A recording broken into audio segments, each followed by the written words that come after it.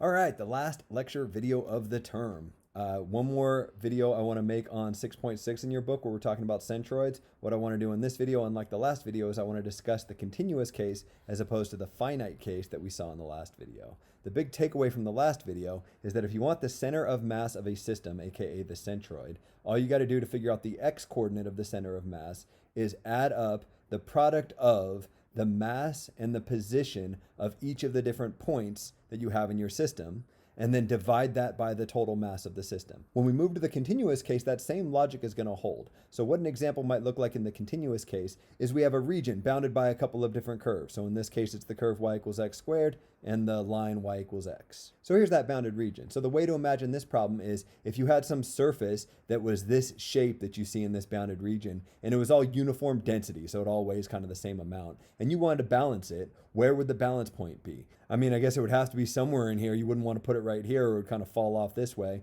or put it here and it would fall off this way. Maybe it's somewhere roughly speaking in the middle here, but where exactly? What would be the x and y coordinates of the center of mass? Where is the centroid?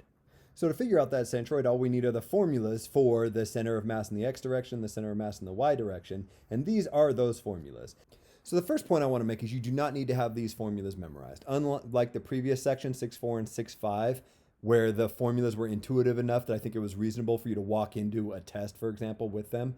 With these formulas, I'll always provide them for you. And the formulas are pretty ugly looking, although often you're in the case where the surface you're looking for is bounded below by the x-axis, in which case these formulas reduce really nicely to just this special case here. At any rate, I want to talk through why these formulas make sense, even though I guess you don't really need to know why these formulas make sense. For both x bar and y bar, all our formulas are doing is they're integrating, so think adding up infinitely many things, and each thing is just mass times distance. Maybe these should be in quotes. All our formulas are going to do is take what we did in this previous section and kind of change that to the infinite case. So maybe you remember that in the previous section, all that we did was we added up a whole bunch of different things, and each one had kind of mass times distance, and then in the denominator, we just divided by the total mass. We're going to do that same thing, except instead of adding up a bunch of different terms, we're going to integrate. So each of the terms that we integrate should have some notion of mass times some notion of distance, and then we're going to divide by the total mass of the system, which we'll think of as the area of the bounded region.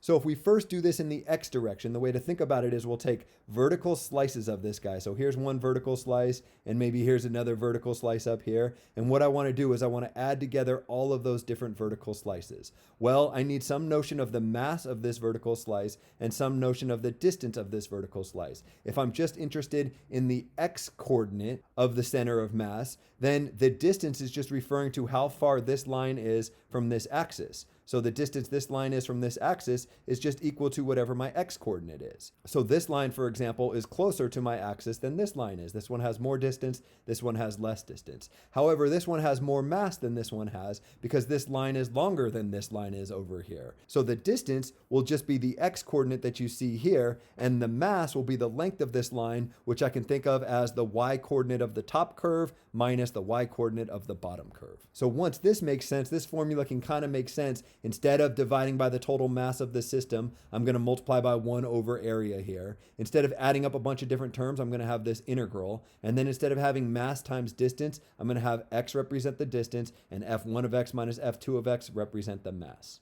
We can do the same thing in the y coordinate, it's just a little bit harder. It would be easier to understand if we integrated with respect to y, if we thought about horizontal lines here, but we don't. We integrate with respect to x, which is nice for the calculations, but it's a little bit harder to understand the formula. But I think we could talk ourselves into it. What we're going to do is we're going to take these lines again.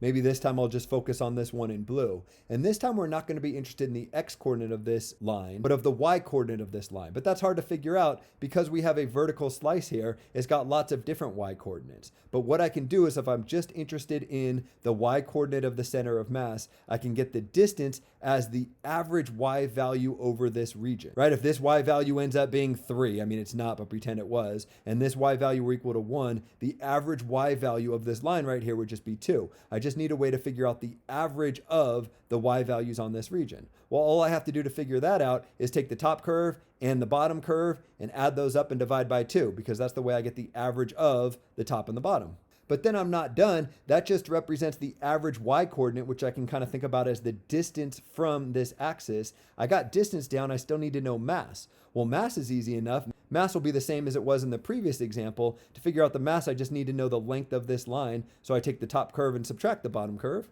So here is my mass times distance thing. I want to add an integral symbol if I want to add up a whole bunch of these. And then I got to remember to divide this whole thing by the area. And you're like, this is the worst formula I've ever seen. True, but you could take this 2 and this a and move those out in front of the integral like we did here and make it 1 over 2a.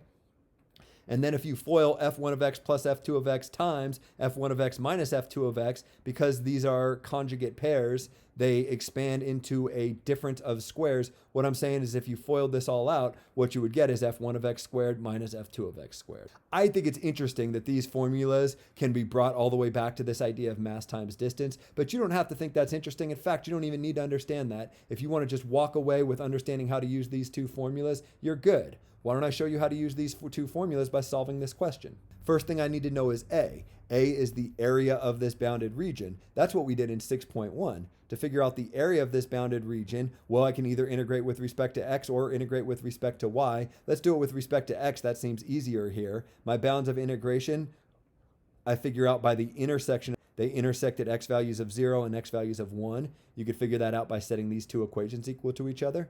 So I want to integrate from 0 to 1. What do I want to integrate? The top curve minus the bottom curve. The top curve is just x. The bottom curve is x squared.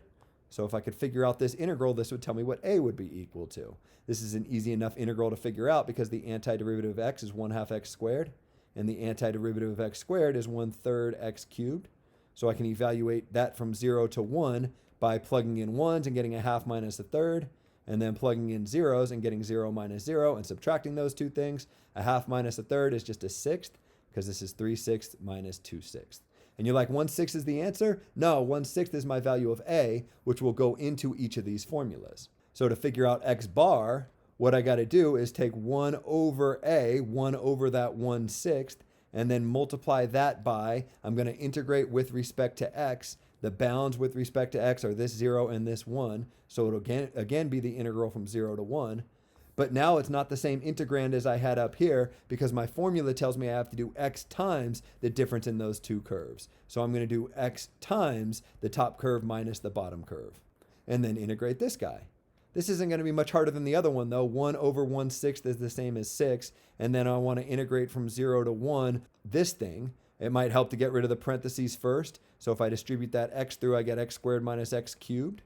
And then the antiderivative here is just 1/3 x cubed minus 1/4 x to the 4th, which I can evaluate from 0 to 1 and get 6 times what 1/3 minus 1/4, which ends up being 1/12. Here's showing all the steps in case you had a hard time following that. 6 times 1/12 is 6/12, aka 1/2. What I'm saying is the x coordinate of my center of mass would be 1/2. Oh, that kind of makes sense from this picture, right? There's some nice symmetry going on in here. And it looks like in the x direction, if I wanted to balance this guy, I just have to be halfway between 0 and 1.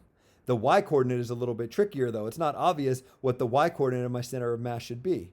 But I can figure that out just using this formula.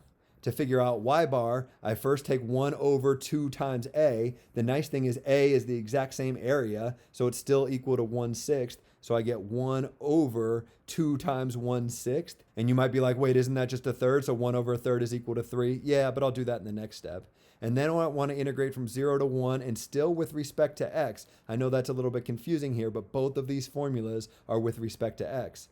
And what do I want to integrate? Well, the top curve squared minus the bottom curve squared. The top curve is y equals x, so I'll write x squared. And the bottom curve is y equals x squared, so I'll write x squared squared. Don't confuse this x squared with this x squared. This is the bottom curve. This is the top curve being squared.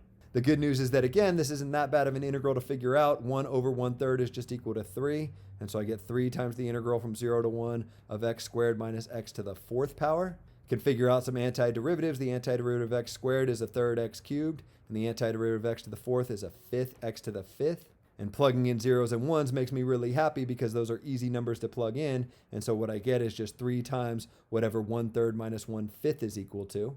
Well, this is 5/15 and this is 3/15. So that difference is 2/15. And that 2/15 times this 3 gives me 6/15 as the y coordinate for my center of mass. What I'm saying is that if this is a uniform density region here and I want to find the center of its mass, kind of the balance point, what I would do is I'd go over to an x coordinate of 1/2 and a y coordinate of 6/15, which I guess we could reduce to 2/5 if you felt like it, and that would be my center of mass.